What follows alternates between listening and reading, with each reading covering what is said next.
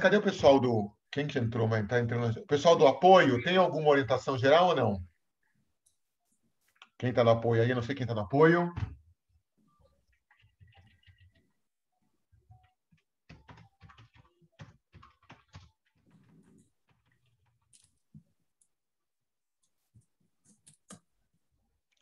O apoio perguntou se era mediador, mas não falou mais nada depois. Pessoal, só para lembrar, então, a orientação é que cada trabalho vai ter meia hora para discussão, né? 15 minutos do autor que estiver fazendo a discussão. Se tiver mais um quiser falar um pouquinho, não tem problema. Eu vou falar uns 10 e depois a gente abre 5 para o pessoal entre si, né? Não sei se vai vir muita gente de fora, né? Ó, já tem uma outra aluna da minha disciplina aqui. A Renata está aqui hoje, aqui, ó. A Renata está assistindo aqui. É a nossa aluna do mestrado aqui em contabilidade. Então, vão ter 5 minutos. Então, o primeiro trabalho, já que a gente vai começar, principalmente não perder tempo, vocês, é o trabalho da Ana Helena. É isso que eu vou apresentar? Ana, você quer botar Isso mesmo. A sua apresentação?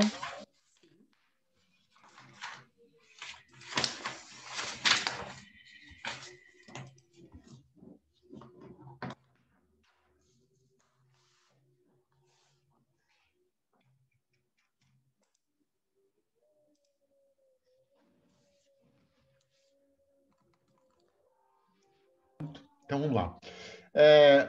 Boa tarde a todos. Sejam bem-vindos a mais uma sessão do 21º Congresso USP de Contabilidade. É uma sessão da área de ensino, da área contábil, eu sempre gosto de destacar. O Congresso USP é o melhor congresso para a gente fazer esse tipo de discussões, né? É o congresso que mais valoriza esse tipo de pesquisa. Bem, então, a gente está agora para fazer a apresentação. A Ana Helena vai fazer a apresentação durante 15 minutos. O trabalho Análise da Fragmentação e Complexidade do Currículo Contábil, Universidade Estadual, à luz da teoria de... É Morim ou Moran? Eu não sei se a gente fica com aquelas dúvidas se é Morim ou Moran. A gente fala Moran.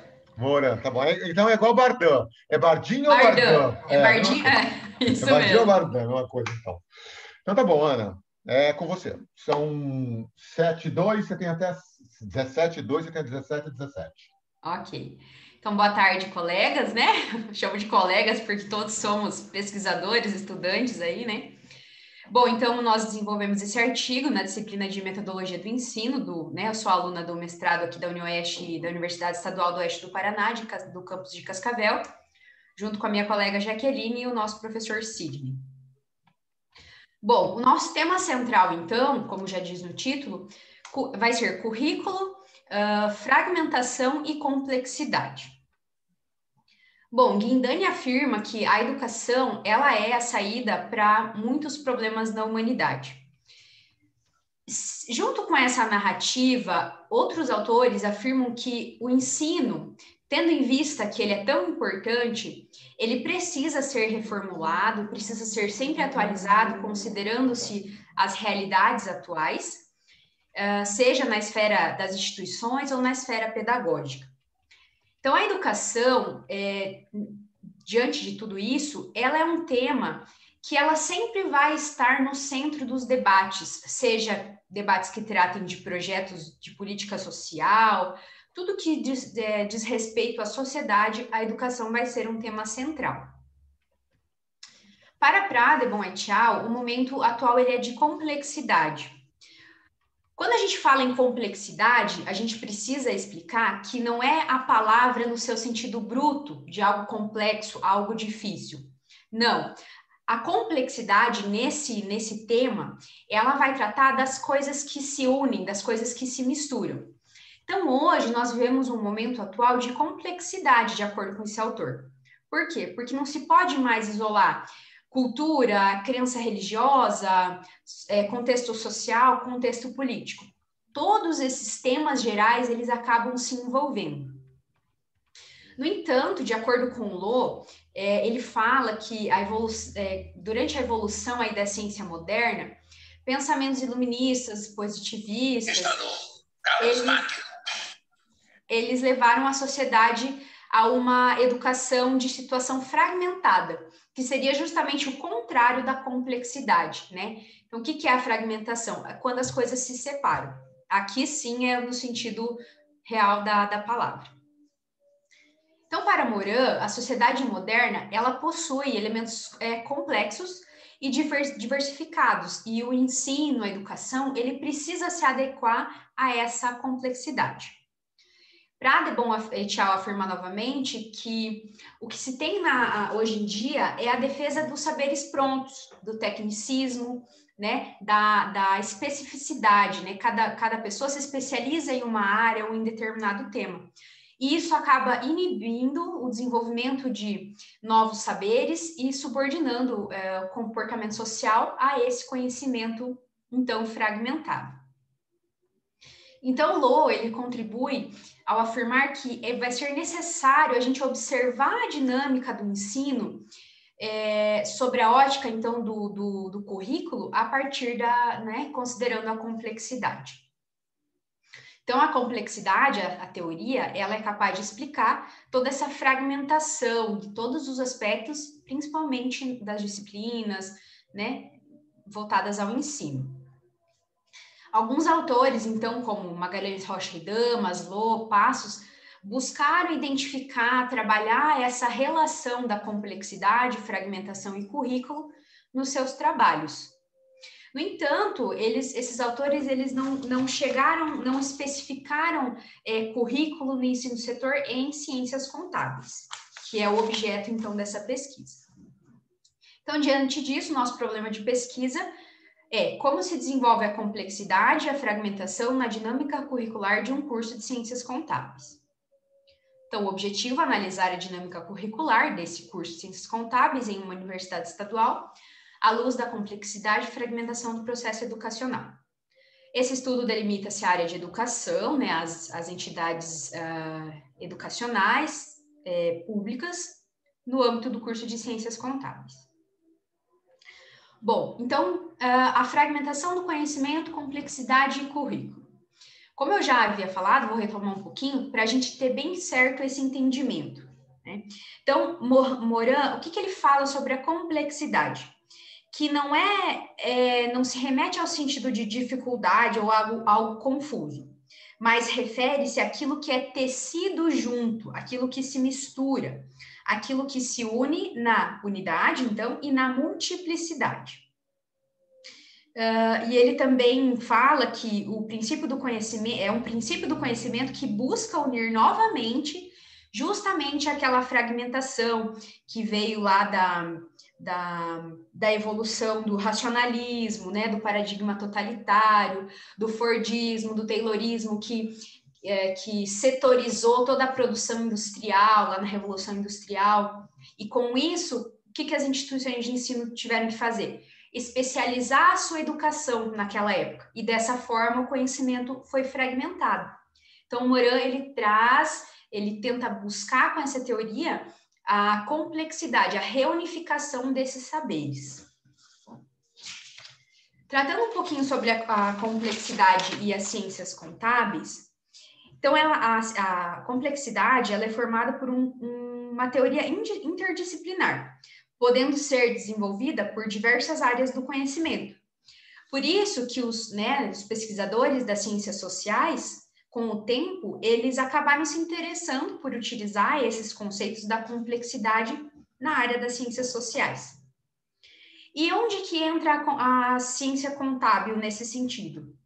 A contabilidade, ao representar diversos fenômenos financeiros e patrimonial, ela facilita a compreensão ou o entendimento desses assuntos, né, diversos, ela acaba entrando nessa questão da complexidade. Além disso, introduzir esse paradigma no ensino da área contábil contribui para essa visão mais ampla, né? A gente percebe que o ensino, que a contabilidade, ela acaba abrangendo diversos setores dentro de uma instituição, dentro de uma organização. Aí também culminando em toda essa questão da complexidade. Partindo agora para o currículo do curso de Ciências Contábeis, a gente pode citar, né, que o currículo, Carneiro et al., eles citam que a matriz curricular para os cursos de Ciências Contábeis deve entender e esse currículo, tendo em vista toda a evolução das empresas, das instituições, ele precisa estar em constante construção, esse grau e multidisciplinar entre a teoria e a prática. Além disso, esse território da contabilidade, alguns autores vão falar que ele é contestado diariamente, tendo como parâmetro a visão de mundo, de sociedade e de educação. E aí, um pouquinho sobre os estudos anteriores, né, sobre o tema. Magalhães, Rocha e Dama, eles refletiram sobre a relação do currículo e a complexidade no ensino, mas de forma geral, não no ensino superior. Eles constataram que a interdisciplinariedade é o espaço das demandas filosóficas aí do nosso século. Loh, em sua dissertação, ele investigou a complexidade e também a fragmentação na dinâmica curricular de um curso de bacharelado em administração. E ele evidenciou uma forte presença de questões interdisciplinares no projeto político-pedagógico do curso. Bom, então, em relação à nossa metodologia, ela foi uma pesquisa qualitativa de análise documental e exploratória. Perdão. O documento que nós utilizamos foi, então, o PPP desse curso, né, de Ciências Contábeis dessa Universidade Estadual, e nós adotamos o protocolo de análise de acordo com o projeto, com os itens que compõem o projeto: justificativa, concepção, finalidade, objetivos, o perfil do profissional que se pretende formar, as metodologias utilizadas e as formas de avaliação. Quais foram os resultados das nossas análises, né? Então, além da caracterização do curso e tudo mais que o PPP apresenta, a evolução do curso, as alterações que o PPP já sofreu, a gente percebeu de forma muito presente a preocupação em remodelar o currículo para se adequar às novas realidades do ensino, então. Também presenças fortes de argumentos que sugerem a revisão dos planos de ensino de todas as disciplinas ofertadas, a fim de haver um acolhimento de temáticas como, por exemplo, da educação ambiental, relação ética-racial e outras disciplinas que levem os alunos, os profissionais que vão ser formados, a ter uma visão um pouco mais generalista. Também a intenção de implementar de forma transversal a temática da questão ambiental, inclusão de questões sociais e éticas. Então, quando o PPP ele propõe, né, essa interdisciplinariedade, digamos assim, é possível perceber esse contexto de complexidade, que, né, vão definir o contador como um profissional que domina diversas áreas.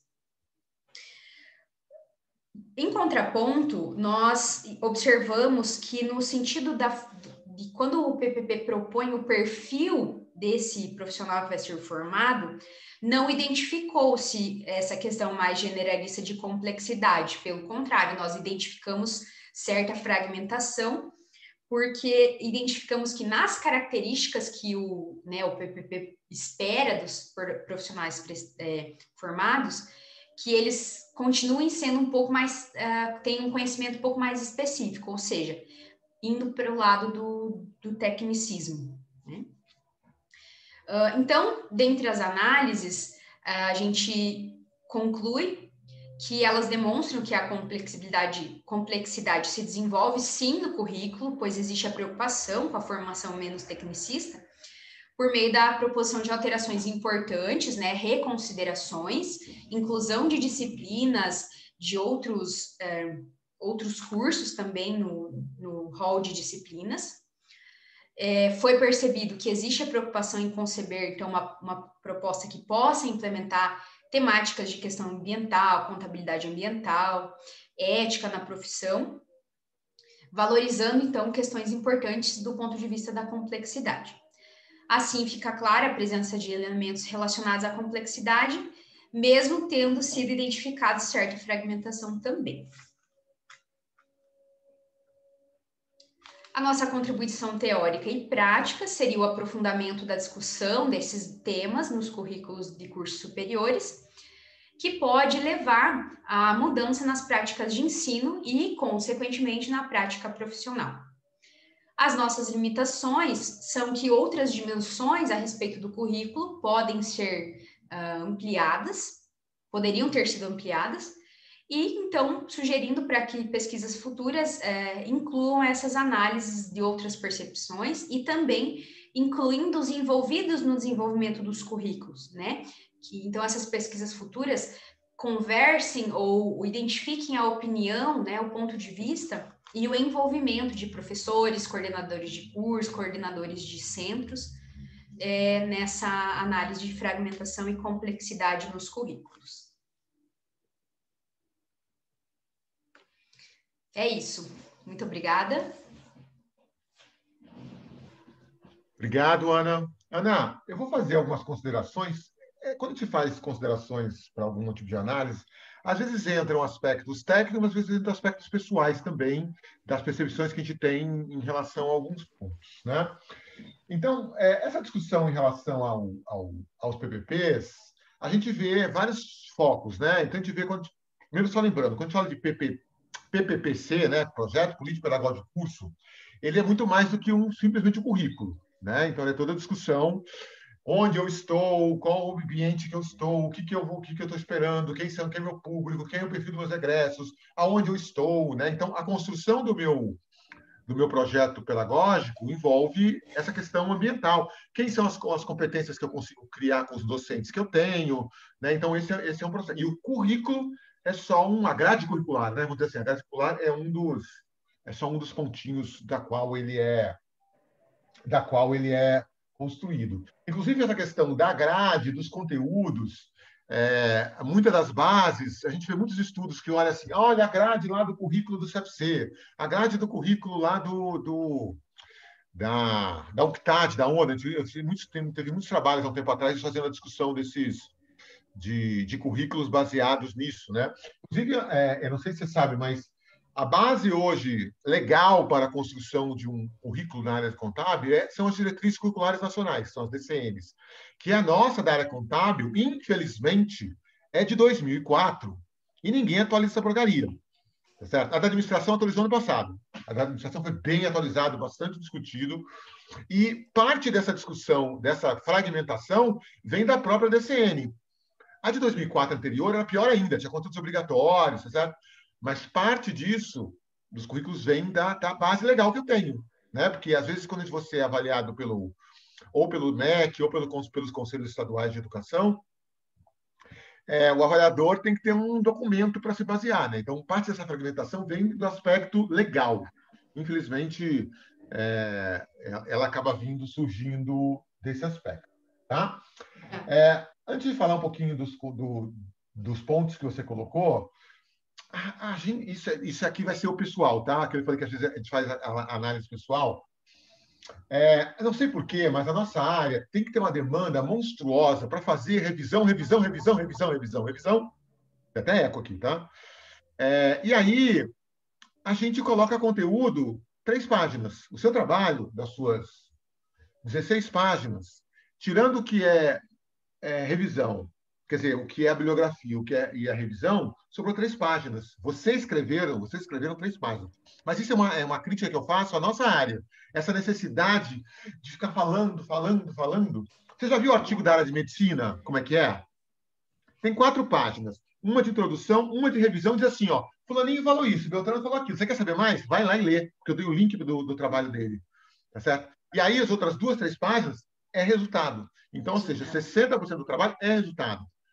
Então, um dos aspectos que eu senti falta no seu trabalho foi exatamente mais resultado, né? Ficou um monte de revisão e resultado mesmo não foi nem 25% do seu trabalho, né? Então, eu queria mais da sua análise dos seus conteúdos. Até porque uma das críticas que se faz também, viu, Ana, é a seguinte, ó, papel aceita qualquer coisa. Então, esses modelos lindos que você falou aqui, que tem no projeto, de coisa, por exemplo, de ambiental, será que está ocorrendo de verdade?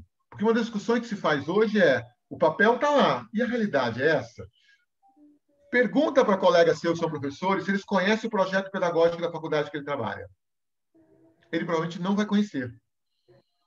Foi um grupo, provavelmente foi o coordenador e mais o núcleo docente estruturante, a NDE, que sentou, fez esse projeto pedagógico, tá certo?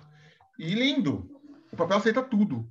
Acho que a grande discussão hoje, Ana, é o que está no papel está sendo aplicado. Então, essa discussão de não partilhar, de tentar ser um agregado, isso está de verdade ou não? Isso é só para inglês ver, igual se fala?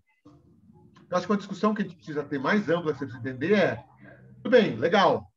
Tá? Você conseguiu entender a partir da teoria que você estudou os pontos que você queria. Mas ela está só no papel ou ela é real? Tá? Eu vou dizer isso para você, Ana, porque assim, eu sou muito empírico, eu não gosto muito de teoria, não, isso é pessoal meu. Mas quando eu falo do empírico, é assim, tá lindo, tá no papel, mas e o mundo real? Ele existe ou não? Porque, como eu já te falei, um monte de professor dá aula nas instituições de ensino, mesmo de pública, não de privada. Não estou nem falando professor horista, tá? Estou falando professor RD e DP. Que eles não sabem por que aquela disciplina está lá, por que aquele conteúdo é aliado com o outro, por que está no primeiro semestre, por que eu tenho esse conteúdo que eu tenho que agregar, por exemplo, à minha comunidade. Tá certo? Às vezes eu tenho conteúdos que eu dou por causa da comunidade que eu estou inserido. Isso está explícito no seu PPP. Tá certo? Então, essa discussão, né, de linguagem, de ambiental, tá certo? Então, por exemplo, na minha instituição, tenho duas professores que trabalham com ambiental. A gente até discutiu isso, algumas coisas. Mas o resto, ambiental é coisa para quem não quer estudar, assim como ensino, tá? Ensino, educação, ambiental, é coisa de quem não quer estudar, fazer métodos quantitativos, fazer cálculos malucos, tá certo? Então, essa preocupação, acho que a grande preocupação na construção do PPP é esse processo que foi legal, que provavelmente um núcleo docente estruturante escreveu, ele está sendo aplicado, isso atende às necessidades da sociedade, dos professores, os alunos conseguem enxergar que isso que está lá no BPP está sendo atingido. E, de novo, papel, você coloca qualquer coisa. Você já deve ter ouvido para várias coisas isso. Tá certo? Então, uma preocupação, talvez vocês pensarem em algo definitivo para o trabalho de vocês isso está sendo realmente aplicado? Os professores sabem que isso ocorre? Tá? Então, a discussão, para aprofundar, sempre é. Então, à luz da teoria, que você quiser, você conseguir entender, tá? Tudo bem. E agora? Mas isso é real ou é só teórico? Né? Isso é aplicado ou não é aplicado? Então, deixa eu ver aqui. Por exemplo, só para uma coisa que eu falei para você de papel, mas que tem a ver com lei, você coloca assim na tua página que é isso aqui, a página 10. O pensamento complexo também pode ser observado no PPP quando são disponibilizadas disciplinas optativas que possuem características menos tecnicistas com possibilidade de seguir. Além disso, o grupo pretende ofertar disciplinas, entre elas linguagem, comunicação, liderança na área contábil, noção de atuária e governança corporativa. Essa jossa aqui de noção de atuária está lá na diretriz curricular, porque quando se cria o curso de atuária, ele é junto com contábeis, em poucos cursos, né? Eles são muito próximos. E tem muita instituição que coloca isso aqui, mas não tem nem professor para dar isso aqui. Né? Então, não olha na construção, não olha nem as competências que tem. Então, eu não posso controlar um projeto que eu vou ter disciplinas que eu não tenho competências. Talvez até tenha nesse caso, tá certo? Mas muitos colocam a construção não olhando a realidade, mas só olhando a construção daquilo que está numa norma. Entendi. Tá certo? Uhum. Então, isso passa a ser... Então, você fala assim, realidade, a minha instituição, o ambiente que eu estou. Então, a construção do PPP, ela vai além da construção dos conteúdos. E, além de ser papel, ela tem que ser real, tanto para professores, quanto para a sociedade, quanto para os alunos. Alunos, professores e sociedade. Então, pensar essa construção... Será que eu tenho... Vai ter uns trabalhos aí, eu não lembro de quem, que fala que tem uma correlação... É o trabalho do exame de suficiência. que fala que a única correlação que foi achada que foi negativa, era em relação a ter quantos números profissionais de contabilidade tem na cidade, alguma coisa assim, eu não lembro agora qual era a variável, tá certo? Eu estou atendendo as demandas da minha sociedade, porque eu posso ter um modelo lindo, porque assim, Ana, quando você está no interior, vamos dizer, uma cidadezinha bem no interior do Paraná, uma faculdade particular, esse aluno não vai trabalhar, por exemplo, vamos pegar exemplo assim, pegar coisas bem, mercado de capitais. O pessoal adora dar mercado de capitais, né? E o público dessa instituição é num raio de 15 quilômetros, 20 quilômetros daquilo. E nunca nem vai olhar a história do mercado de capitais. Minha currículo, esse PPP, ele entende o que é a minha necessidade da minha sociedade, da qual eu estou inserido? Então, coisas para ser pensadas nos estudos de projeto político-pedagógico, além da questão dos conteúdos fragmentados ou em conjunto, né? A análise tem que ser mais só um ponto, isso não tira o mérito do seu trabalho, tá, Ana? Eu estou só colocando coisas para vocês pensarem, pensarem em termos de ampliar os resultados disso. Porque uma das coisas que eu estudo bastante também, viu, Ana, é que na área de educação a gente publica bastante aqui no Congresso USP, mas quase nada disso vira publicação definitiva. Né? Esse é um problema que a gente tem eu já fiz alguns estudos mostrando isso, que o definitivo quase não aparece. Tá certo? Mas para que você consiga colocar esses conteúdos a mais, você vai ter que reduzir um pouco dos seus, se você quiser, lógico, né? Reduzir um pouco dessa teoria, porque você tem 3 páginas de resultados. Então, das 16, só tem 3 páginas. Então, de novo, não digo que você está errado, estou dando uma visão pessoal do Cláudio, tá? Nesse sentido. Sim, tá? não. Mas se eu estivesse avaliando um artigo desse, com certeza eu ia fazer esse tipo de crítica. Mas eu quero parar aqui porque a ver se alguém quer fazer alguma contribuição. Não sei se as outras que estão a apresentar fizeram alguma leitura do seu trabalho, se alguém quer fazer mais algum comentário. Eu já estou vendo, tem mais aluno aqui. A Camila é aluna minha também da disciplina, o Ademir, o Zé Marco, o povo está vindo aqui assistir, viu? Meus alunos vieram aqui assistir a tua apresentação de vocês. Ana, posso fazer uma sugestão, na verdade, um comentário, não sei, para a Ana talvez aprimorar o trabalho dela.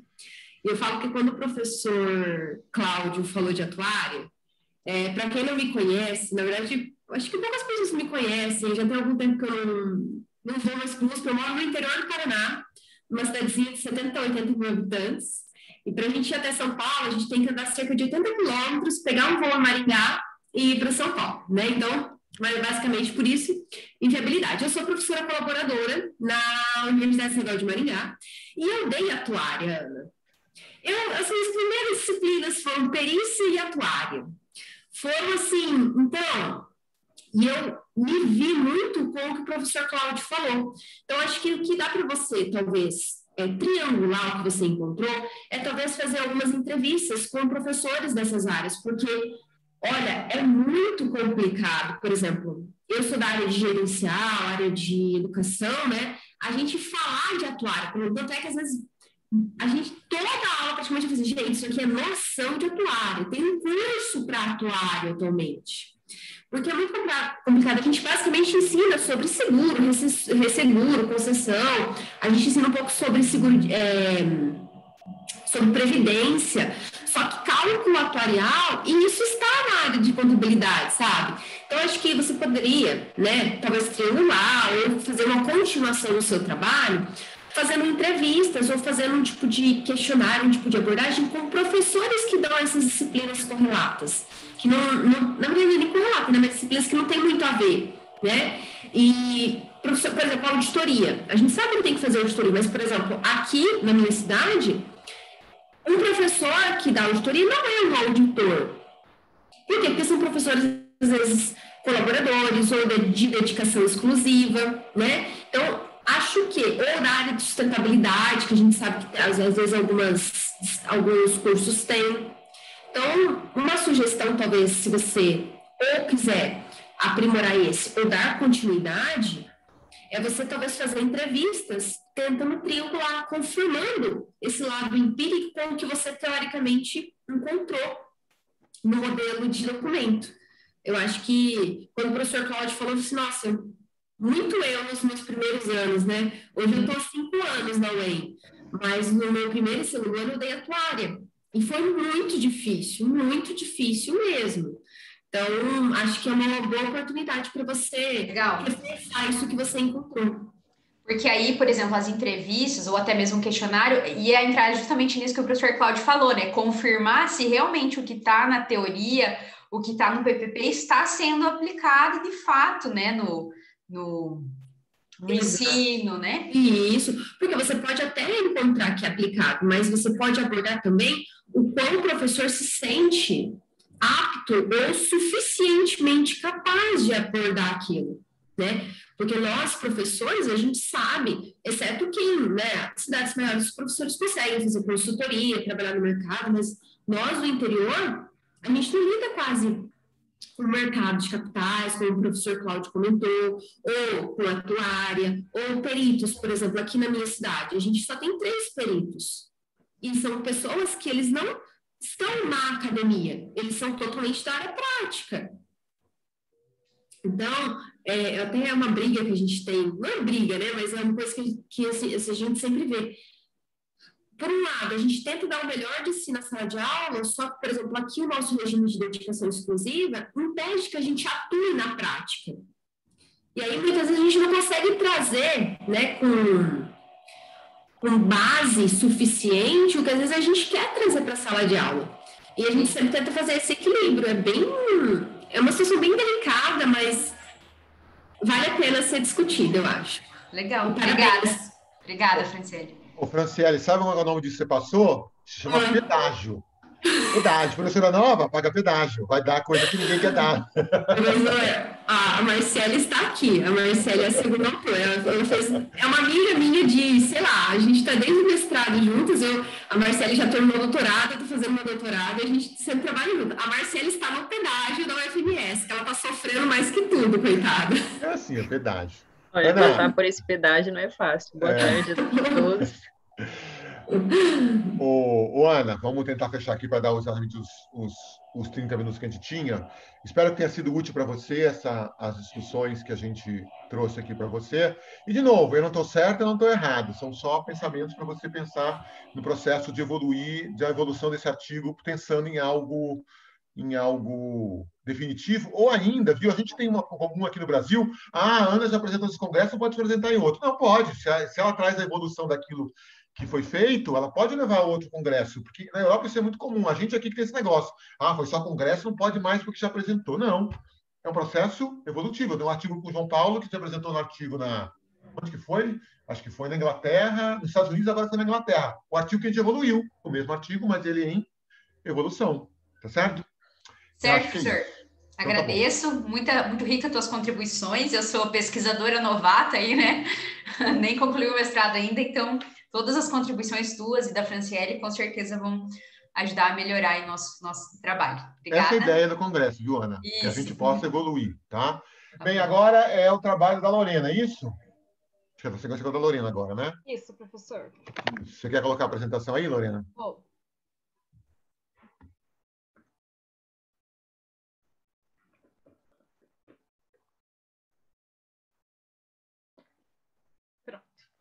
Pronto. Então, agora, Lorena, são 5h33, você tem 15 minutos para fazer a apresentação do trabalho Exame de Suficiência Contábil, determinantes do índice de aprovação final de aprovação.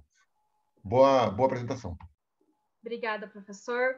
Bom, então, como o professor Cláudio já comentou, meu nome é Lorena, me formei agora, né, terminei agora recentemente meu mestrado pela Universidade Estadual de Maringá, e esse artigo é um artigo da minha dissertação, a qual foi orientada pela professora doutora Kátia Abas, cujo título é Exame de Suficiência Contábil, determinantes do índice final de aprovação. Trazendo, então, um pouquinho o que nos levou, né, um pouquinho da introdução, um pouquinho do contexto do nosso trabalho. Então, de acordo com o INEP, no ano de 2019, né, por que 2019? Porque 2020 ainda não foi publicado. Então, em 2019, existia no Brasil mais de 2.500 instituições de ensino superior que ofertavam quase 38 mil cursos de graduação. Quando a gente traz isso para o Paraná, né, para o curso de contábeis, que é o nosso foco, então a gente tem mais de 1.100 instituições que oferecem quase 1.500 cursos de ensino superior para bacharel em ciências contábeis. Ainda de acordo com o INEP, no ano de 2019, ele traz um ranking dos 10 maiores cursos em questão de matrícula. Então, a gente vê que o curso de contábeis ele ocupa a 4ª posição, ficando atrás apenas de Direito, Pedagogia e Administração. E o curso, então, em questão, teve quase 360 mil matrículas no ano de 2019. De acordo com o Decreto-Lei, né, 9.295 do ano de 46, no artigo 12, ele fala que somente poderão exercer a profissão contábil, né, após a conclusão do curso de bacharel. Esse curso, então, precisa ter reconhecimento do MEC.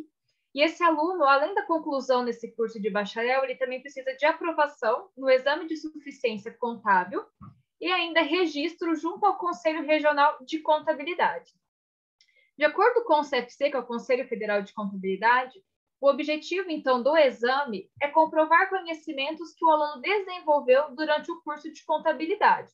Então, ou seja, quando o aluno termina o curso, então, se ele tem intenção de atuar como contador, então, um dos requisitos para ele ter essa atuação, ele precisa dessa aprovação.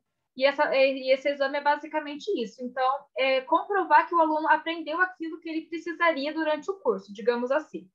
Só que quando a gente faz uma análise da história, né, do histórico de aprovação desses exames, aqui é até 2019, né? Então, os únicos exames onde houve uma média geral, tá, no Brasil, de aprovação que foi maior de 50%, foi na primeira edição de 2015, destacado em verde, e na segunda edição de 2011, onde o máximo de aprovação foi 58%. E o menor índice de aprovação geral do Brasil foi 14,68% em 2015, na segunda edição. Então, isso foi o que nos motivou a estar realizando esse estudo. Então, se é um requisito para exercer a profissão de contador no Brasil, se esse exame é basicamente comprovar que o aluno aprendeu a matéria, aprendeu os conteúdos para exercer a profissão. Então, o que a gente pode fazer para talvez tentar dar uma melhorada, né? O que fazer para melhorar esse índice? Então, a nossa questão de pesquisa é quais determinantes têm efeito no índice de aprovação no exame de suficiência contábil do CFC? Então, com base nessa questão, nosso objetivo foi investigar o efeito dos determinantes da instituição relacionado à IES, do corpo docente dessa instituição e da profissão contábil no resultado final de aprovação no ESC do CFC nas IES do Paraná. Então, a justificativa do nosso trabalho é porque a gente vê que, a um nível geral, né, no âmbito nacional, a gente tem um índice de aprovação que é significativamente baixo. Existe também, quando a gente pega a lista que o CFC disponibiliza, existe uma discrepância entre uma IES e outra. Né? A gente tem desde 0 a 100% de aprovação. Então, a gente nota que algumas instituições possuem um desempenho um pouco melhor do que as outras. Visto também que esse é um exame, né, uma métrica para a qualidade dos cursos de ciências contábeis no Brasil, e a gente percebeu, com base na literatura, que não existia estudos a nível de IES e é um corte longitudinal, tá? Então, essa forma do CFC divulgar por IES, ela começou a partir de 2017. Então, não tem estudos que faz essa associação entre corte longitudinal e a nível de IES. O nosso referencial teórico, então, para esse artigo aqui, ele foi dividido em basicamente 3 subtópicos. O primeiro, que é o determinantes da instituição. Então, a gente traz um pouco do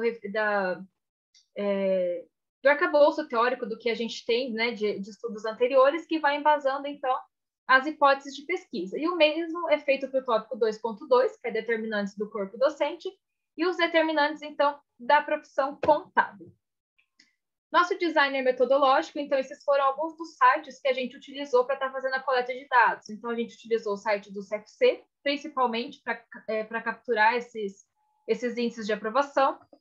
O site do EMEC, né, base de dados fornecido pelo EMEC, também pelo INEP, que foi uma das que a gente mais usou, a plataforma Sucupira, o RUF, que é um ranking universitário da Folha, divulgado, e o SESCAP Paraná.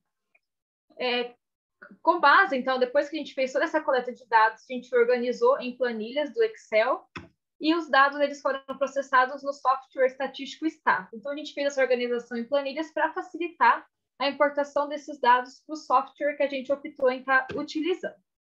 Então, como variável dependente, a gente tem o índice de aprovação no ESC, né, no Exame de Suficiência Contábil, e colocamos, então, 10 variáveis independentes, traçamos 10 hipóteses de pesquisa.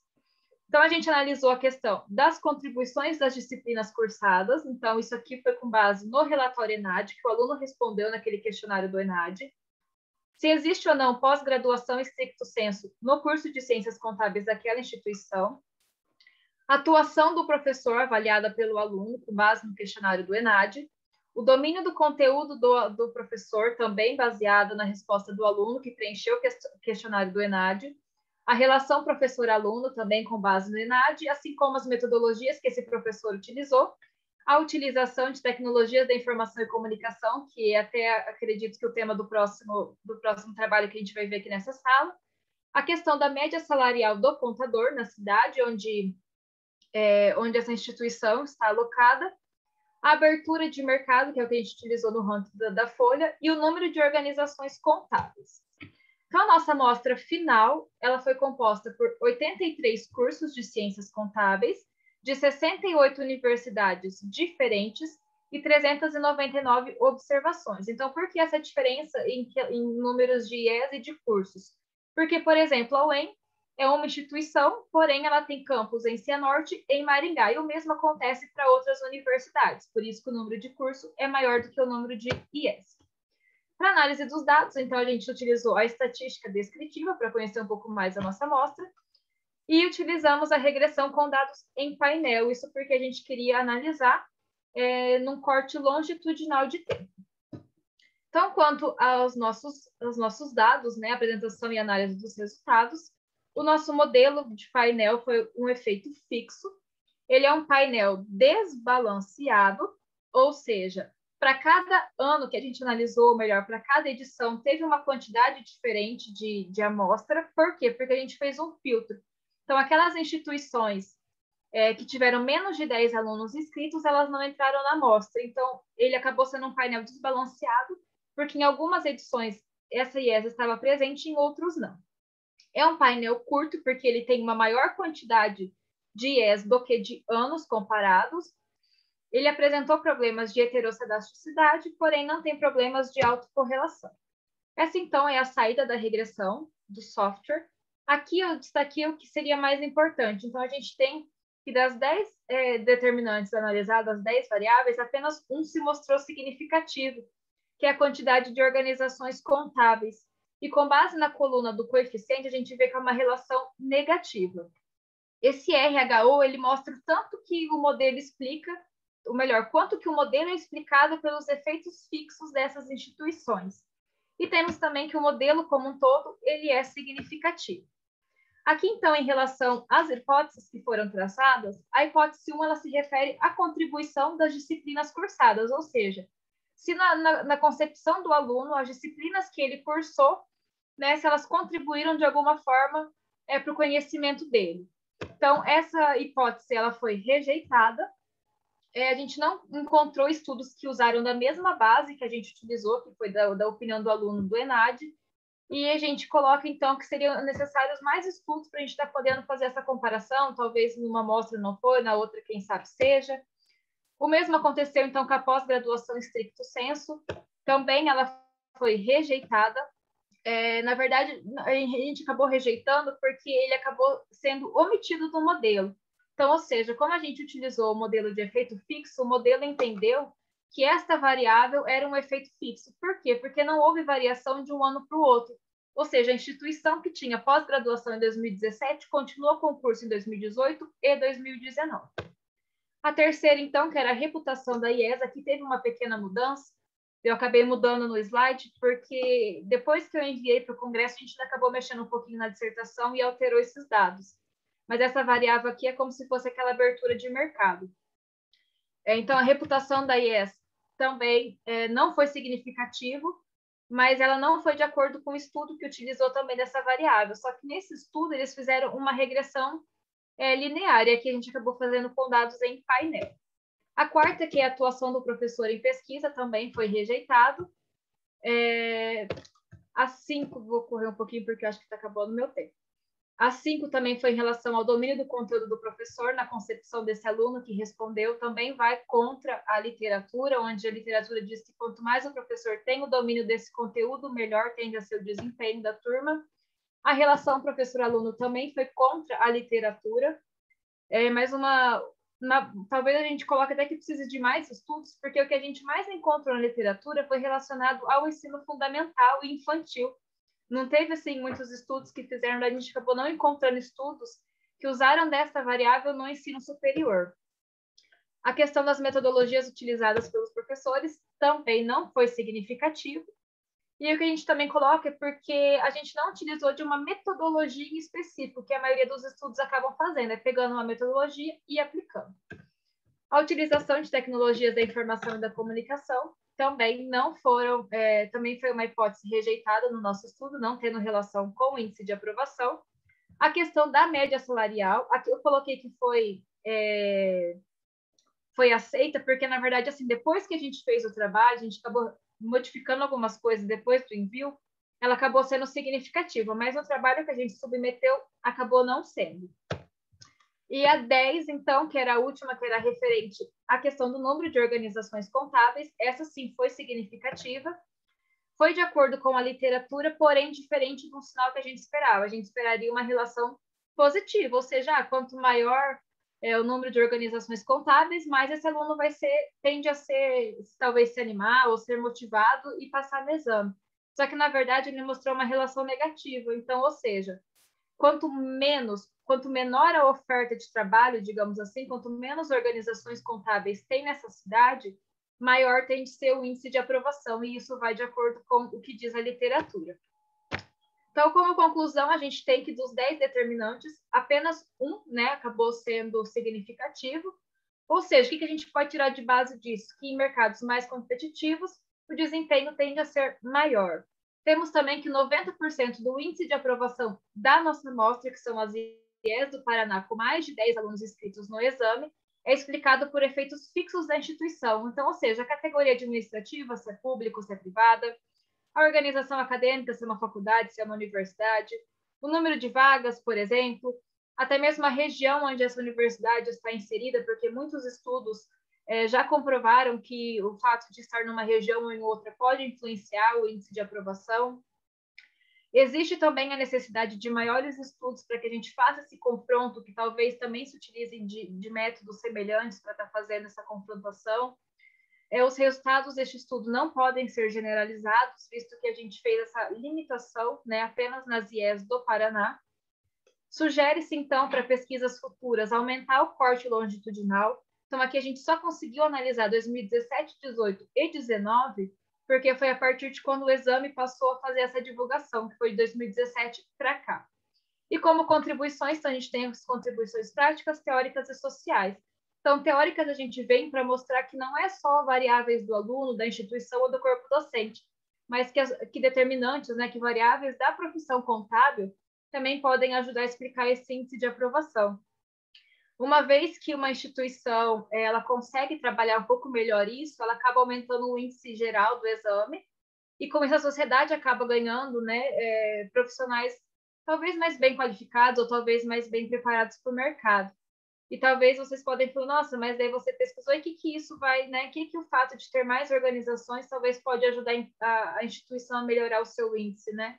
Então, talvez incentivar um pouco mais esse aluno a trazer o CFC mais presente para o curso, né? Então, talvez aí repensar um pouquinho nessa relação, né? Não deixar o CFC como algo também muito distante do dia a dia dessa universidade. Bom, então, esse seria, de forma breve, né, o nosso trabalho. Agradeço a atenção de todos e fico aberta agora às sugestões. Lorena, obrigado pela sua apresentação. Lorena, quando a gente fala esses exames, eu tenho um artigo que eu publiquei nos congressos uns 4, 5 anos atrás, que eu peguei uns 400, 500 professores da área contábil e perguntei sobre o exame de suficiência, né? O que eles acreditavam, se ele era válido, se ele não era, como é que era a prova, né? De maneira geral, assim, isso eu tenho uma percepção muito disso também. Eu não sei como é que está agora, a prova andou dando umas mudadas nos últimos anos, nas últimas edições, teve problema na última edição, né? Não funcionou, fizeram online. Na primeira online foi cola geral. E ainda assim o índice de aprovação foi um lixo. Né? Na segunda, o sistema caiu fora do ar, não funcionou. E aí acabou de sair os resultados agora e foram ruins de novo. Tá certo? Mas, de maneira geral, quando eu fiz esse estudo, o que se viu muito é que as pessoas, primeiro, entendem que tem que ter o exame, mas entendem que, apesar da baixa aprovação dele, ainda acham o exame frouxo. Você já viu uma prova da OAB, Lorena? Não, nunca vi. A prova da OAB são 80 testes e você tem que passar por uma segunda fase, uma prova escrita, tá certo? Que é sempre 2 peças. Então, você tem que ter essa habilidade de saber fazer os testes lá, tá certo? Mas a parte escrita. Para tirar o americano, né? Para você ter lá o certificação americana, são 3 dias de prova. Né? Então, nessa prova frouxa, que é ABCD. Gente, isso é pessoal, tá? Então, quando eu falo essas coisas. É uma prova assim, em ABCD. Normalmente, A e B, seja lá qual for A e B, é descartável. Você fica quase entre C e D, que é optativo. Então, talvez parte disso é reflexo da instituição de ensino, que é aquilo que você falou no final. É a instituição, o tamanho da instituição, se é pública ou privada, tá certo? Então, acaba sendo um pouco reflexo disso, tá? Eu tenho só alguns aspectos metodológicos que eu queria só saber. Tem um ponto que é importante, e é uma discussão crítica em relação a isso. Esses exames não mostram a separação entre presencial e EAD, né? Na verdade, a partir da segunda edição de 2019, ele começou a apresentar a separação de curso presencial e EAD. Só que como eu não tinha informação para 2017 e 2018, então a gente não considerou essa separação. Estou perguntando isso porque isso muito tem. Eu acredito que muito do impacto, muitas vezes, vem do EAD. E é uma discussão crítica em relação a isso, porque, por exemplo, quando você. E aí não vou dizer se está certo ou errado, tá? Mas quando você é formado na instituição X, não importa se você é formado em presencial ou EAD, o seu diploma é o mesmo. Inclusive, eu já fiz pesquisas com o pessoal da área de RH, eles nem sabem disso, viu? Muitos acreditam que tem uma separação do que se eu formei na instituição X, não há EAD no presencial, que os diplomas seriam diferentes, mas, na verdade, a legislação diz que eles são os mesmos, porque você é formado na mesma instituição, tá certo? Mas eu acho que talvez vão depois olhar com dados mais profundos, mais para frente, separando EAD de presencial, vai ser novamente uma variável fixa, tá? Igual como se fosse tamanho da instituição, ser pública ou privada, eu acho que vai acabar dando na mesma. O impacto é diferente, tá? Deixa eu te perguntar uma coisa. Você usa dados do ENAD, né? Só que no ENAD, você não... Pelo menos até a última vez que eu tinha mexido, eu não conseguia saber qual era a instituição. Eu tenho só um código da instituição. Não é isso? Ou você consegue saber qual instituição que é cada uma?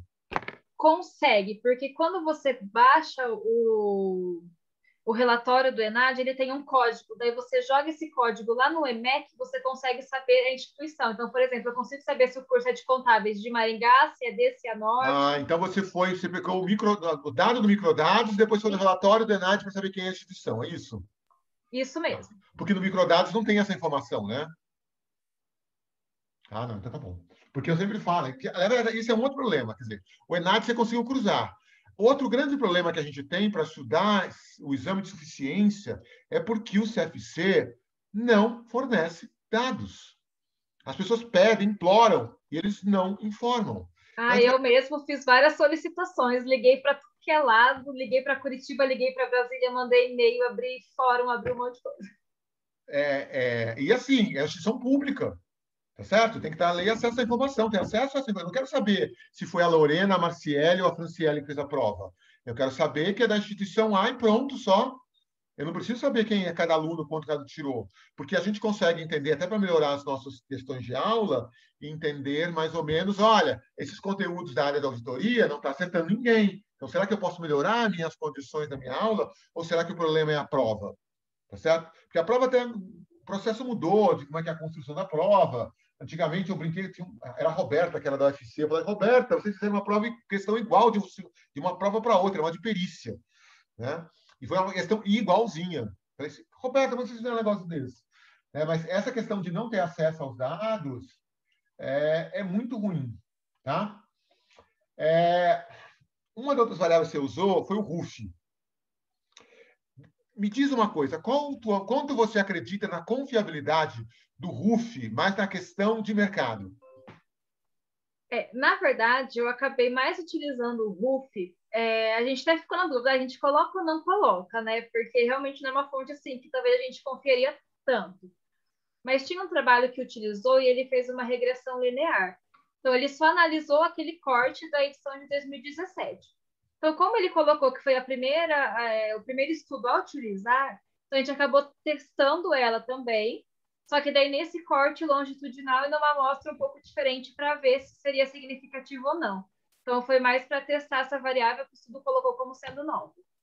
Eu estou te colocando isso porque, assim, eu sei que mercado e academia são coisas diferentes, né? Quando o aluno que tira uma nota X no ENAD ou não para aprovar do CFC, não significa que ele seja bom ou ruim de mercado, tá certo? Mas quando você olha o RUF, quem são as melhores instituições do país são aquelas que normalmente são as piores avaliadas no INEP, nos exames de suficiência, e não há muita abertura de como é que é a construção disso. Você perguntar para a Folha também, como é que você pegou esse dado?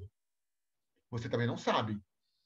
Tá? Então, há alguns que entendem que o RUF é meio tendencioso também. Tá? Porque assim como o CFC você não consegue ter dados do CFC, você também não consegue ter dados da construção do RUF. E o RUF que eu estou falando especificamente a questão de mercado.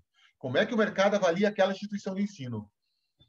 Né? Porque tem uma instituição de ensino no país, não vou ficar falando nomes aqui, que não está entre as melhores coisas do mundo, mas ela no RUF aparece como a melhor do país. E ela coloca em todos os outdoors, segundo o RUF, a melhor opção de mercado. E é por lá que você fala, mas será que é isso mesmo? Será que é isso? Então, eu não vou nem... Eu vou pegar assim. Você vai pegar... Porque eu acho que talvez um pouco é pelo tamanho. As pessoas maiores começam a ter mais no Brasil inteiro, mas é muito questionável. Então, o uso do RUF, ele também tem esse problema, tá? Então, como o uso de variável de controle sua aqui, tá? Eu só faria, uma crítica que eu faria do seu trabalho aqui, eu gostei, assim, já que você achou que não achou nada, né? Praticamente nada que você colocou valeu para tentar explicar o resultado, é só as fixas mesmo, né? Talvez esses códigos, talvez trazer ele de novo, igual você fez na apresentação aqui agora, eu estaria talvez de volta lá no final das considerações, como se fosse um quadro resumo. Qual você fez na tua apresentação agora? Eu colocaria um pouco para um artigo de publicação definitiva, trazer de volta esses dados, tá certo? E talvez, eu acho que uma prática legal, porque a gente sempre usa dados secundários, né? E uma das dúvidas que a gente nunca vê fazendo é por que essas pessoas não são aprovadas? Então, talvez entrevistar, tentar entender com as instituições, se eles conversam com essas pessoas, para saber por que não são aprovadas ou não. Porque tem um outro ponto também, Lorena, porque o que o CFC não dá é que se essas pessoas são a primeira vez, segunda vez, terceira vez que está prestando isso. Porque na área contábil até tem alguns quartos... Você conhece o quarto grau? Você já ouviu falar no quarto grau? No direito é assim. Então, você tem o primeiro grau, que é o ensino fundamental, o segundo grau, que é o ensino médio, o terceiro grau, que é a faculdade, o quarto grau é o cursinho para o exame da ordem. Porque o pessoal brinca, porque é tão difícil falar agora, tem que fazer cursinho, é o quarto grau. A gente não tem muito isso ainda, mas como a gente não tem se a primeira, segunda, terceira e quarta, e se ele fez um cursinho preparatório, a gente também não consegue saber se quem passou foi porque fez um cursinho que preparou ele para um concurso. É como se fosse um concurso público. Tá certo? Eu já dei aula para curso preparatório para concurso. A aula a gente não dá igual a gente dá aula de graduação. Você vai ensinar os macetes. Então, talvez isso eles tenham os macetes. Então, a falta de dados também não permite saber se é a primeira vez, se é a segunda, se é a terceira, se ele fez algum cursinho preparatório, né? Mas isso é reflexo do CFC, que não abre os dados.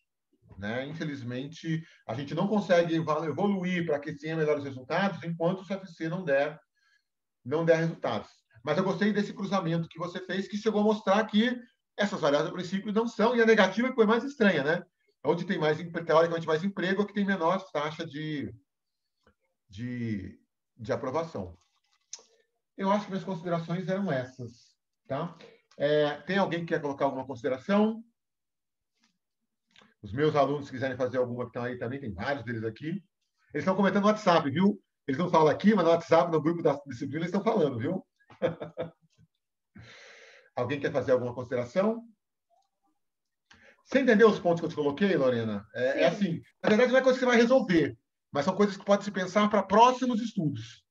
Né? Na verdade, a gente até pensou assim, a gente, claro, tem que montar esse artigo para mandar para uma revista, só que a gente vai tentar montar tipo um relatório técnico, né? Algo assim para a gente enviar para o CFC. Se eles vão abrir ou não, não sei. Mas como eu enviei bastante comunicado, liguei, até alguma coisa até consegui que eles me enviassem. Você chegou a pedir lei de acesso à informação pela LAI? Pedi. E eles negaram pela LAI também? Então, lá eles falaram que não tinha informação. O que eu consegui de informação mais assim foi do INEP. Do CFC eu não consegui basicamente nada. Mas a gente pensou em montar um relatório técnico e mandar para eles e colocar algumas sugestões. Talvez assim, o que foi bem limitante para o nosso estudo é que a gente também não consegue saber se o aluno que respondeu o questionário, que fez o ENAD, fez o exame.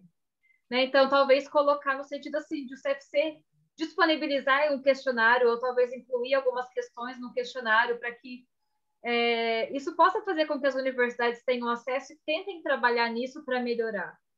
Né? Mas vamos ver, a gente está montando aí um relatório técnico para enviar para o CFC também, com o resultado e colocando esses pontos, né, que acabou sendo um pouco limitante para o nosso estudo. Tá bom. Obrigado. Agora nós vamos... Eu que agradeço, professor. Ao artigo da Franciele, a continuidade de utilização das tecnologias da informação no ensino superior, uma análise sobre a teoria da agência e a continuação do sistema de informação.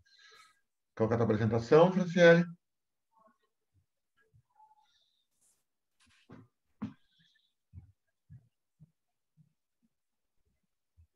Foi. Está em modo de apresentação já, Franciele. São 6:01, Franciele. Você tem até 6:16. Ok. Então, boa tarde a todos. Sou Franciele, sou da UEM. Eu faço esse trabalho junto com a Marciele, da UFMS. O título é a continuidade de utilização das tecnologias da informação no ensino superior, uma análise sobre as teorias da agência e a teoria da continuação dos sistemas de informação. O que motivou, na verdade, a nossa pesquisa é o quão foi incentivado o uso das TICs no ensino superior. Bom, a gente sempre sabe que os métodos tradicionais, eles são dominantes, têm grande aceitabilidade. No entanto, né, um pouco já antes do período de isolamento social, a gente já percebe que as universidades, elas têm investido consideravelmente e incentivado o uso de recursos tecnológicos, modalidades e-learning, para, juntamente com métodos tradicionais ou para substituir alguns métodos tradicionais de ensino. Com a pandemia iniciada lá em março de 2020, isso foi impulsionado significativamente. Então, quase todas as universidades, se não todas, para poderem se manter vivas, né, digamos assim, elas precisaram utilizar a modalidade e-learning para continuar suas atividades.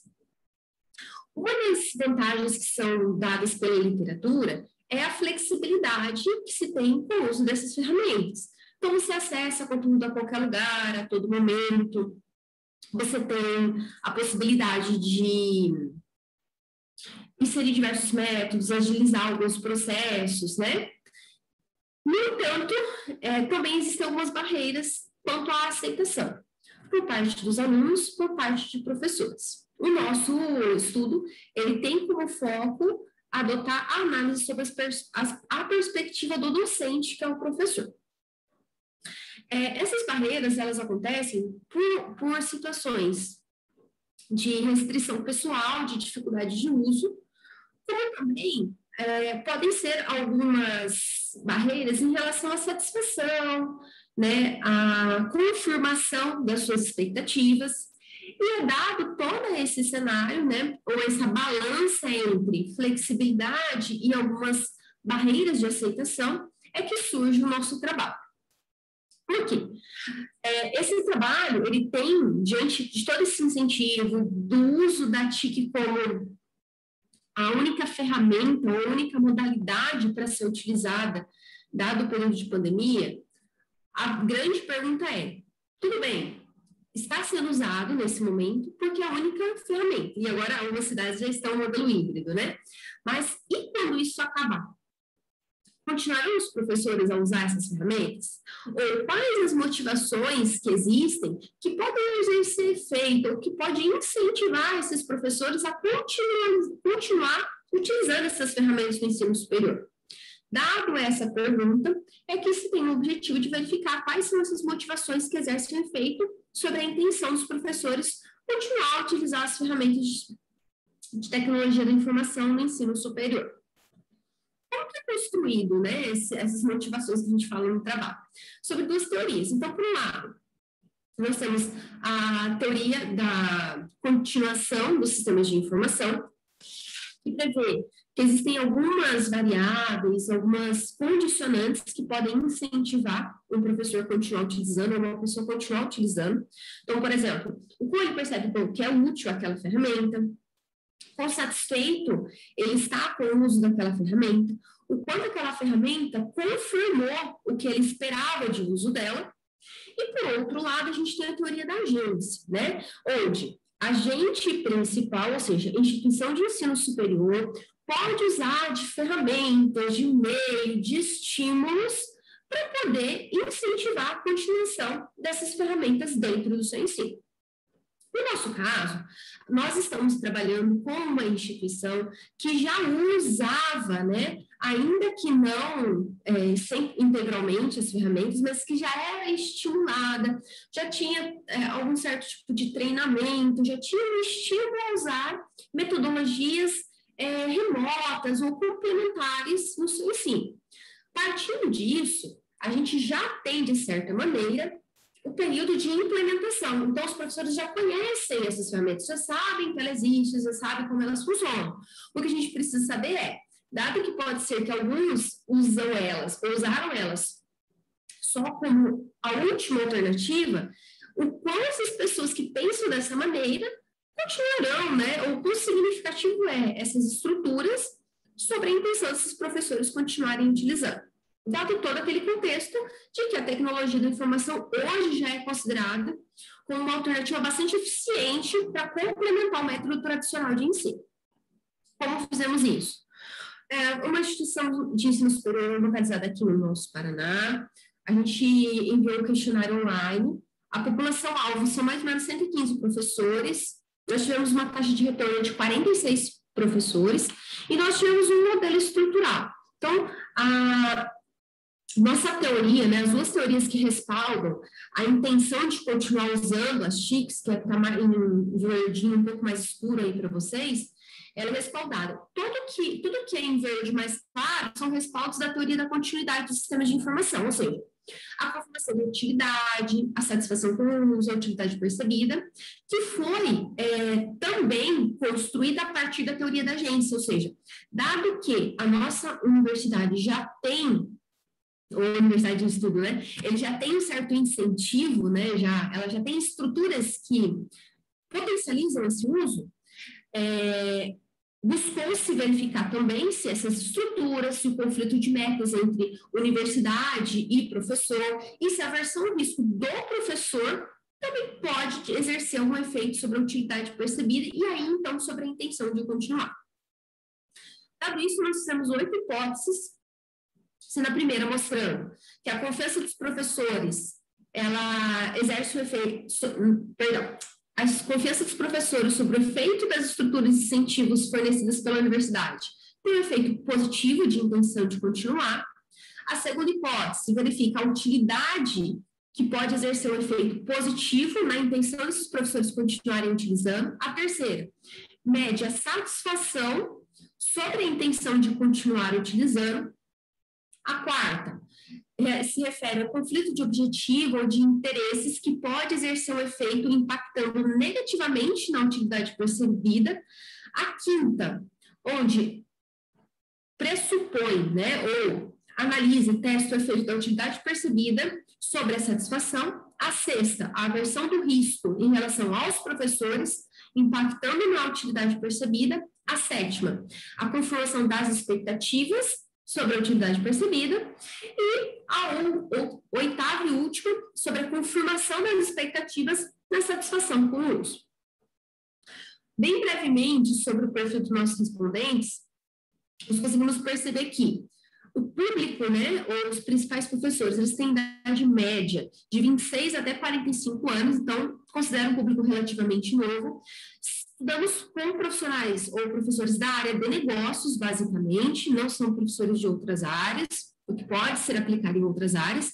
Acreditamos também que pode ter efeito se forem áreas mais práticas, né, áreas da saúde, e áreas em que precisa, muitas vezes, de um ambiente mais face a face. E nós temos um público com 57% masculino e 43% feminino.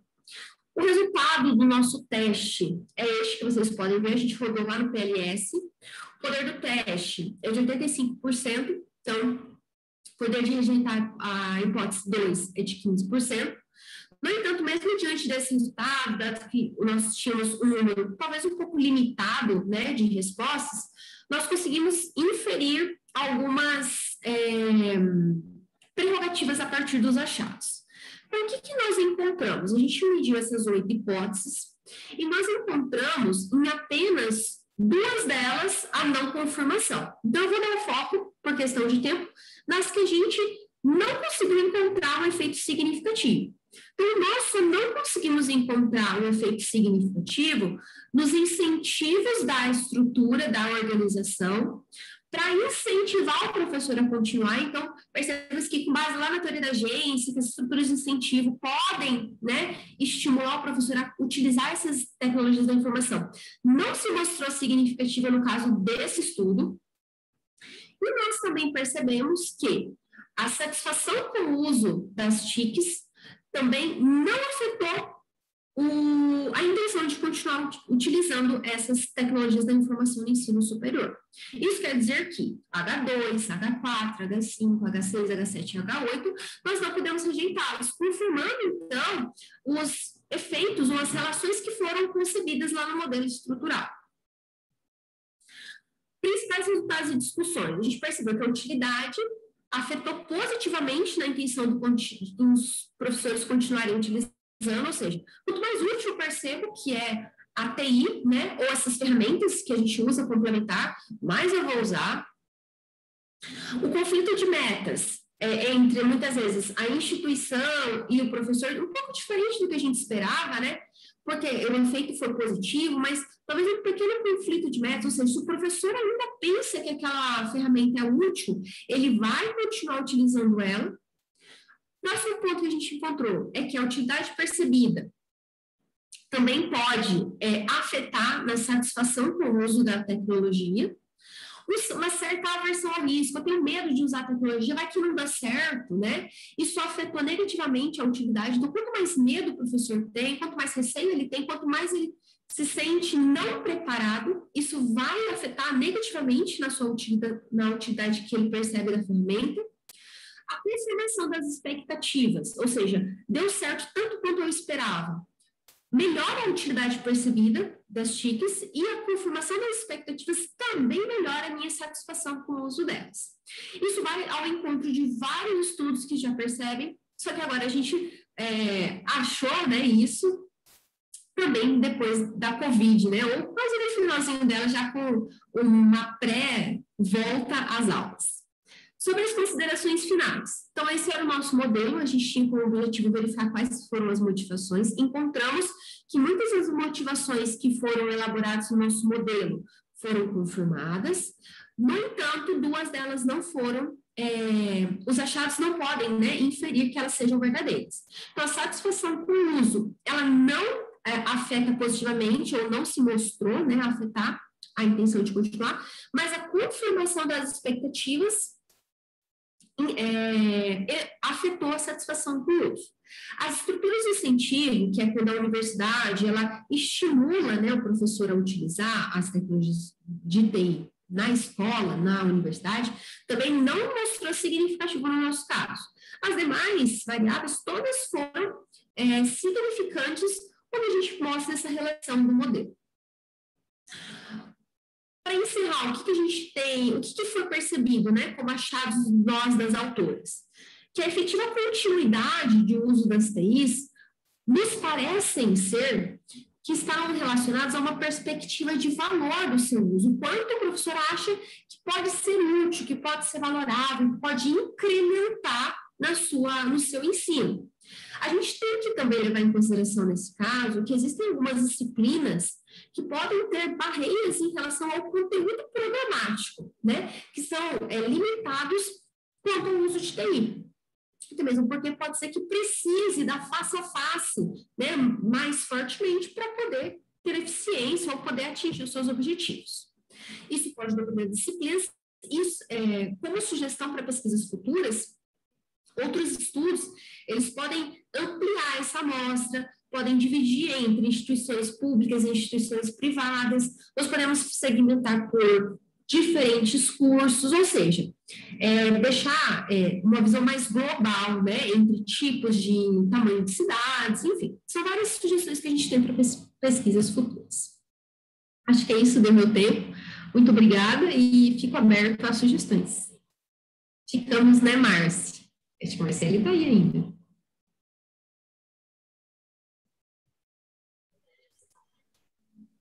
Pode tirar o modo de apresentação, Franciele. Isso. Franciele, obrigado pela apresentação. Queria até perguntar um negócio para você que eu achei a informação antes de perguntar para você, perguntar besteira aqui.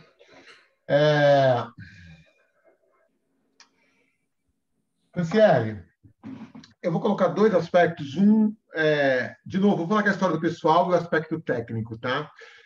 Eu particularmente acho, quando você pega um artigo, você tem 46 respondentes. Aliás, só uma coisa, né? Professor é um bichinho ruim, hein? A gente se pesquisa, nem todo mundo quer responder, né? Sabe a importância da pesquisa e nem metade respondeu a pesquisa, né? Pelo amor de Deus, viu? Vou te falar um negócio.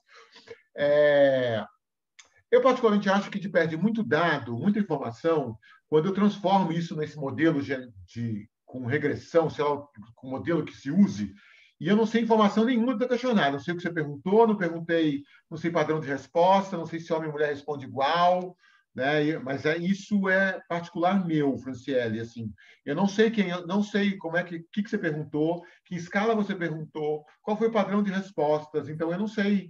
Lógico que o modelo que você utilizou achou essa informação, é um modelo estatístico, tá certo? Tinha até alguém, eu brinquei que os meus alunos estão olhando, eles não falaram nada aqui, falaram, tinha um problema, acho que tinha um negócio lá no outro artigo, não sei o quê. Eu falei, filho, vocês têm que falar, vocês estão aqui, já que estão ouvindo, vai participar, tá certo? Porque eu particularmente não gosto desse tipo de modelo, não que esteja errado, eu só acho que eu perdi informações. Por exemplo, no teu questionário, você colocou algum campo aberto para eles falarem alguma coisa? Não, a gente não coloca, até mesmo porque os métodos quantitativos limitam a algumas... Então, o espaço,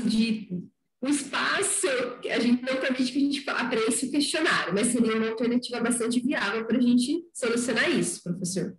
E o modelo de PLS, né, a gente normalmente coloca uma resposta de 1 a 7, que é o modelo em escala tipo Likert, né, onde você concorda ou discorda totalmente, você, né, está insatisfeito totalmente ou satisfeito totalmente, mas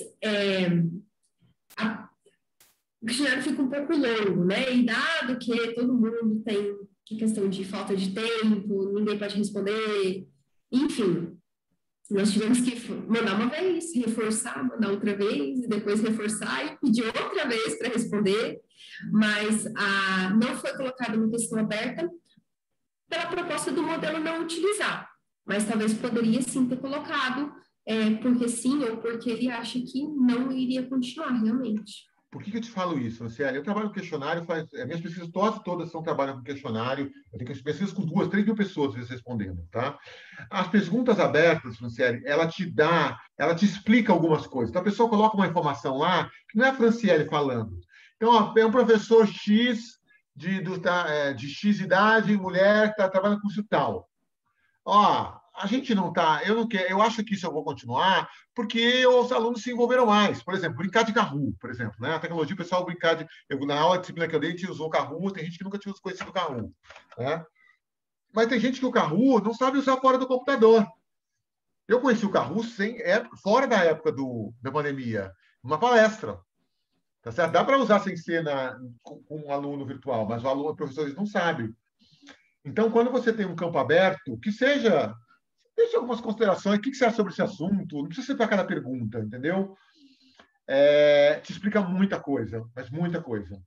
Tá? Então, a pesquisa que eu fiz, que eu fui em Congresso USP, inclusive, sobre auditoria, sobre turnover em auditoria, um monte de achados, os caras colocaram, mas aconteceu isso, eu fiquei tantos anos cá, depois eu mudei, eu fui trocando. Aí a explicação deles estava explicar algumas coisas que eu tinha achado nos dados quantitativos.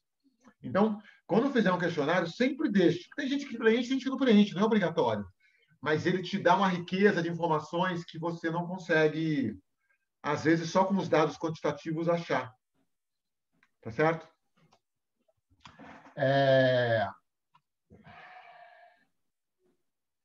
Tem um ponto importante que eu tive até uma banca de dissertação esses dias do pessoal da UERJ. Esse modelo que a gente teve, e há muita confusão em relação a isso ainda, a gente não teve um ensino EAD, né? A gente teve um ensino remoto emergencial, tem até nome, né? ERE, né? Até sigla, né? Ensino remoto emergencial. O problema é que cada instituição trabalhou com uma lógica diferente. Tem umas que deixou livre, faz o que quiser, você quer dar aula ao vivo, você dá, você quer fazer gravação e deixa os alunos assistir a hora que quiser. Mas teve gente que diz assim, vocês são obrigados a usar o Teams, vocês são obrigados a usar uma ferramenta que tem da instituição. Tá? Então, essa questão do remoto, como você trabalhou com uma instituição privada, né? Uma instituição privada que você utilizou, né? Lógico que é uma limitação, você colocou essa limitação, que é de uma só, mas como cada instituição trabalhou de uma forma, também a perspectiva de cada docente do continuar ou não também vai ser diferente, né? Até que, inclusive, muitas vão adotar isso ainda, viu, gente? Eu já estou vendo instituição que vai ficar assim, 3 dias na semana presencial, 2 dias remoto. Remoto lindo ainda, a aula nacional. Eu sou uma rede, então, ao invés de pagar a Franciele e a Marciele para a minha unidade, não. Eu pago a Franciele e a Marciele para dar aula na unidade A, B, C, D e E ao mesmo tempo. Tá certo? Custos. Tá certo? Mas aí a realidade de cada um vai fazer também ter respostas diferentes, né? Aí a minha pergunta é por que vocês fizeram só com uma e não tentaram uma pública, por exemplo, junto? Já que a Franciele está numa instituição pública. Na época que a gente decidiu fazer pesquisa, a gente tinha acesso à privada, mas a intenção é depois passar para a pública para fazer um confronto, digamos assim, mas era só uma questão de tempo, professor. E agora também me veio a forma de pensar outra coisa, né? Que também, que a gente tem que, por exemplo, quando eu ministrei minhas aulas, agora a gente está voltando, né, no próximo ano letivo, aqui não é. Mas quando eu ministrei as minhas aulas, as provas também, eu deixava a prova somente liberada no horário da minha aula. Mas existem instituições que eu sei que, por exemplo, deixa a prova durante um dia inteiro, deixa 12 horas. Uma semana. Aqui é assim, e se você não deixar, os alunos reclamam que eles falam que eles estão trabalhando. E a reitoria já falou que é para adaptar o aluno. Então, o professor não tem liberdade, de autonomia de nada. Autonomia de nada. O professor só obedece. Aqui, talvez até, Marcelo, a gente pode encontrar uma grande diferença aí. Porque agora eu estava pensando, tem instituições que deixam muito tempo. Aqui, pelo menos para minha disciplina, eu sou assim, todo mundo entra comigo ao vivo pelo Meet e eu usei o Kahoot já para aplicar a prova, eu já usei, qual que é aquele que eu falei para você, Marcelo, que eu usei? Quizzes, eu usei o Quizzes também para aplicar a prova. Então, eu acho que também pode mudar bastante, professor, acho que... Não, eles falam para a gente utilizar as plataformas oficiais, né? Que é o Moodle, o AVA. O Moodle, o AVA do Moodle. O Moodle e o AVA e também o Meet, que é o que a universidade tem, né? Se você quiser algo mais, aí você faz por conta e paga particular. Exatamente isso.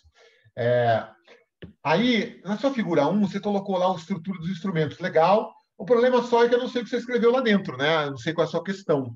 Eu sei que tem uma limitação, Franciele, é a caca do problema de espaço, né? Que talvez num artigo publicado você coloque isso como anexo. Tá? Porque precisa ter a construção do seu... Você legal que você colocou, qual é a construção, de onde que veio, mas o legal é sempre a gente conseguir enxergar o que você perguntou, né? O que estava nele. Mas, normalmente, para uma publicação definitiva, tem que ficar como anexo do do seu trabalho. Professor, Fala. o senhor sugere alguma coisa para a gente enxugar, para poder... Porque, assim, até mesmo revista, eles têm uma limitação, eles simplesmente, né, muitas vezes não têm, ou não... Sei lá, enfim. Tem alguma coisa que pode ser enxugada para a gente, talvez, adaptar as questões ao próprio trabalho, na metodologia? É porque, assim, ó, como eu te falei, eu não gosto muito desses modelos que vai dizer se o seu modelo representa 40% de viabilidade. Eu particularmente não gosto, mas isso é particular do Cláudio. Né? Mas nas revistas, dos trabalhadores de maneira geral, o construto que você fez, se gosta que se mostre como é que você fez esse modelo. E isso vai acabar enchendo quadros, né? Então, você tem alguns quadros que explicam toda a construção. Então, a sua tabela 3, sua tabela 4, sua tabela 5, sua tabela 6. Todas as suas tabelas, e mais a sua figura 3, e mais a tabela 9, ela explica... Então, para vocês usar que você usou essa metodologia, você precisa mostrar isso. Infelizmente, o pessoal vai querer. Se você não mostrar, vão dizer que você não mostrou, tá certo? Agora, se achar uma revista que te deixe colocar isso como anexo, os quadros, você consegue trabalhar mais informações dentro. Você precisa achar uma revista, talvez, que deixasse você colocar isso como... Tem revista que você coloca assim, figura 1, um negocinho desse, uma linhazinha só, e a pessoa vai olhar nos anexos depois dessa construção. Porque até realmente, talvez não precisasse. Quem quiser vai lá e procura, tá certo? Que é o que eu falei que eu brinquei lá da medicina. A medicina é assim, gente. Não tem, se você quiser procurar mais, você vai lá e olha. Tá certo? Não fica você mostrando, explicando. Foi esse o achado que eu tive. Se você vai criticar, vai lá e olhe. Tá? Então, você precisa achar uma revista que aceite esse tipo de construção para você trabalhar mais. Eu sou muito favorável, por isso que eu tenho análise estatísticas, você vai colocando um monte de coisa. Esse quadro resumo que você fez agora, acho que seu penúltimo slide, numa publicação efetiva, é legal ele estar lá antes ou na considerações, ou finalizando, porque você traz... Acho que foi o penúltimo que você usou. É um quadro resumo, praticamente. Eu acho que é onde a gente coloca quais hipóteses foram rejeitadas e não rejeitadas. É isso, né? E explicando por quê, né? Mais ou menos explicando por quê, quando você foi falando. Isso, uma publicação efetiva, é legal. Porque ele traz, às vezes, você ficar procurando a informação lá dentro, é muito mais fácil você fazer A tabela 7, é isso, professor? Não, vocês colocaram na apresentação, não está no teu trabalho. É uma apresentação que você fez agora, o quadro resumo que você fez. O modelo, entendi. Não é modelo, não. Você fez um quadro resumo. H1, não sei o que, você colocou texto. Lá da apresentação, bem no Da final. apresentação. Agora, foi o penúltimo slide, acho que é o penúltimo... Achei. Esse é um negócio legal, porque às vezes você resume aquilo que você foi escrevendo. Você tem, sei lá, da página 15 a 18, você vai resumir. Da 17, você vai resumir naqueles dados. Que talvez fosse melhor lá. Você explica melhor lá do que no resto. Fica muito chato o texto, às vezes, entendeu? É um pouco nesse sentido. Queria saber se alguém tem alguma pergunta para fazer. E só uma coisa, Franciele, eu não estou... eu falei de novo, como eu falei para os outros. Tem coisas que você gosta. Né? Mas eu acho que, assim, se fosse fazer um novo, eu colocaria uma questão aberta. Eu talvez teria que entender um pouquinho quando você faz estatísticas, não é tanto paramétricas, tipo assim, olha, porque homem e mulher pode ser diferente essa percepção que você tem. Se você fizesse uma análise, dessa mesma análise, separando homem de mulher, será que ia dar resultado diferente? Você fez análise só com homem, só com mulher? Não foi feito nada separado. Porque homens, qualquer estudo que você vai olhar, homens e mulheres na área de ensino não olham igual, não analisam igual, não percebem igual. Tá? Então, eu faria a mesma análise, o mesmo construto, separando homens de mulheres. Eu não sei se a amostra vai dar para você achar isso. Tem que ver a questão da amostra, se a amostra comporta. Não, concordo. Isso que eu falei, exatamente o que eu falei, Marcele. Não sei se a amostra comporta, mas se fizer um outro, separa, porque homens e mulheres... Mas isso para a próxima ideia já dá para pensar nessa questão. Mas o modelo o modelo é igual para homem e para mulher? Ou será o mesmo. Que não? É o mesmo. Entendeu? Uhum. O professor que é mais novo, que está há 5 anos, e o cara que está há mais de 5 anos. Porque o professor mais velho, Franciele, aqui na USP, eu vi muito isso. Mas penaram e não querem esse negócio, mas nem que a vagatuça. Entendeu? Não é só na USP, professor. Não é, não. Entendeu? Acho que é o Brasil então, todo. Essa análise com esse modelo mesmo. Você precisa nem o que eu faço, que eu faria fazer uma análise por questão, tá certo? Professores mais novos, professores mais velhos, homens e mulheres. Essa idade ali influencia, então, a ideia, o gênero. Gênero, idade, isso faz... Ó, eu vejo aqui, os professores muito loucos. Então, o loucos para voltar. Tem uns que já queriam voltar agora. No curso de economia, pior ainda. Eles já queriam voltar agora para aplicar a prova. Agora a USP acabou a última semana essa. Já queriam voltar agora para aplicar a prova, já. Entendeu? Porque eles não querem fazer prova no EAD de jeito nenhum. Tá certo? Acha que só avaliação é só prova. Tá certo? Então, esses fatores, quando você coloca todo mundo junto, é o mesmo saco. É tudo fazer o mesmo saco. Tá certo? Quando você começa a separar eles, entender, que é o que eu costumo fazer quando eu faço análise isolada por grupamentos, tá certo? Análise tipo usar Kruskal-Wallis, fazer um Q quadrado, mas quando eu olho análise isolado. Agora, você consegue fazer esse mesmo tipo de análise estatística separando por grupos, por idades, tá certo? Então, ó, até os que têm até 5, não precisa nem ser idade, é por tempo de experiência docente, às vezes, ou por idade, tempo de experiência docente, isso tudo faz diferença, né? E aí, só uma crítica também, eu sugiro até vocês pensar a UEM, a UFMS. A Beth está lá no FMS, a Beth. Tá. A Beth trabalha com algumas coisas comigo. Google Forms é um lixo. Google Forms é um lixo. É um lixo que não tem controle. Eu odeio receber e-mail. Eu já respondi o questionário. A Franciele manda e-mail. Ô, Cláudio, você pode responder o e-mail? Franciele, eu já respondi o e-mail. Tem ferramentas gratuitas. Ó, Lime Survey, chama Lime de limão. Lime Survey é gratuito. Instala no servidor da universidade. Ele tem controle. Você sabe quando ele manda de novo. Igual é o Monkey Survey, que é pago. Tá certo? Você instala no servidor da universidade e ele só manda para quem respondeu. Você consegue fazer melhores controles de combinação, de separação, de condicionais. Tá certo? É que o form, só para saber quem respondeu, só se obrigar a pessoa a pôr o e-mail. Isso. Mas aí você vai estar identificando a pessoa não vai responder. Isso. Entendeu? Então, o sistema já sabe quem respondeu ou não respondeu. Ele só manda para quem não respondeu. Está lá isolado, você não sabe também, e você manda, entendeu? Então, evitem o uso, porque sabe qual é o problema? Imagina o seguinte, eu recebi o questionário. Mas tem um professor amigo meu aqui que é legal, também não é da minha instituição, e eu mando para ele. Você perdeu o controle já da sua pesquisa. Sim. Tá certo? Eu vejo os formulários, o pessoal coloca nos grupos de Google Groups, de Facebook. Perde o controle, você não sabe quem está respondendo mais. Você perdeu o controle do seu questionário. Né? Então, ferramentas como o Monkey Survey, que é pago, a gente não tem dinheiro. Então, o Lime Survey é software livre. Você pede, fala com o pessoal da tecnologia, instalar o Lime Survey. É uma delícia isso. Aqui na FEA eu uso muito isso. Eu tenho questionários... Não, tem questionários aqui com... Eu fiz o perito, eu baixei a base lá do CNPC, por exemplo, o cadastro dos peritos contadores, eu tive 500 respostas, tá certo? Mas aí o senhor mandava, não repetia. O meu de auditor, que eu tenho uma base de, sei lá, 7 mil auditores na minha base aqui, pessoal, não é de lugar nenhum, eu peguei pelo LinkedIn, tá certo? Eu tive lá 600, 700 que responderam também, tá certo? Eu fiz um na pandemia que teve 3 mil respostas de professores do Brasil todo. Nossa, respondeu. Entendeu? Mas eu tinha controle, eu mandava de novo para o cara, só que não tinha respondido. Entendeu? Então, Lime Survey é de graça e você acaba podendo ter uma ferramenta interessante para melhorar o seu trabalho de pesquisa. E o legal dele é que você pode fazer aberto ou fechado. O fechado é assim, eu tenho o e-mail da Marciele. A Marciele recebe um e-mail com um link que é só da Marciele. Marciele respondeu, o questionário fecha. Que legal. Ninguém mais mexe nele.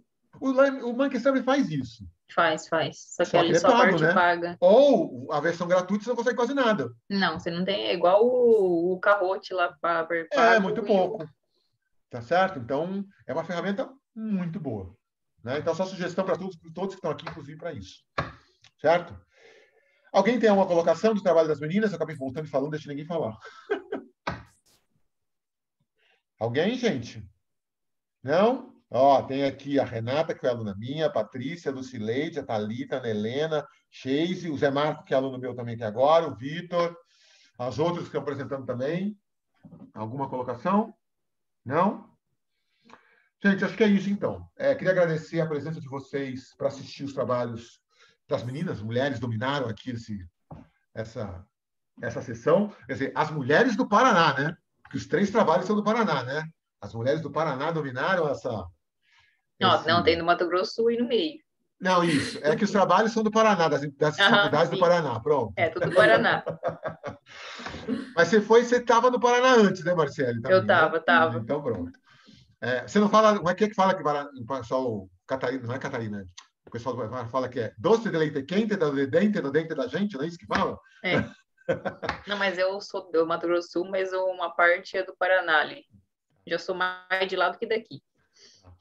Mas assim... Marcele tem o nosso sotaque do Paraná aí, professor. Né? Eu tenho um sotaque gaúcho, filho. Eu vou para o Rio Grande do Sul, fico uma semana, fico 2 dias lá, eu volto, fico uma semana falando gaúchês.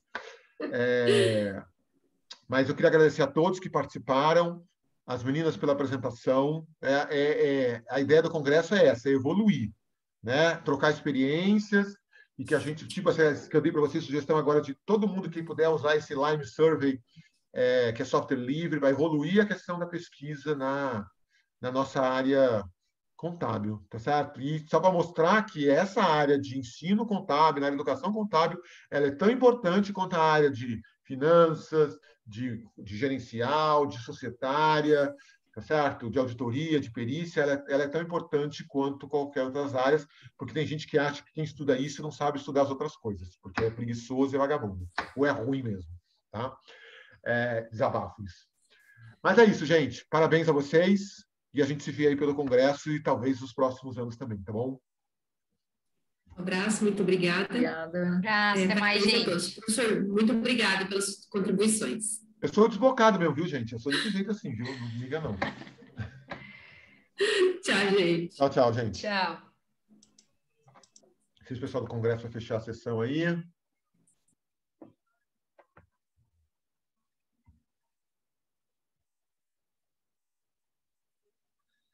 Tem alguém do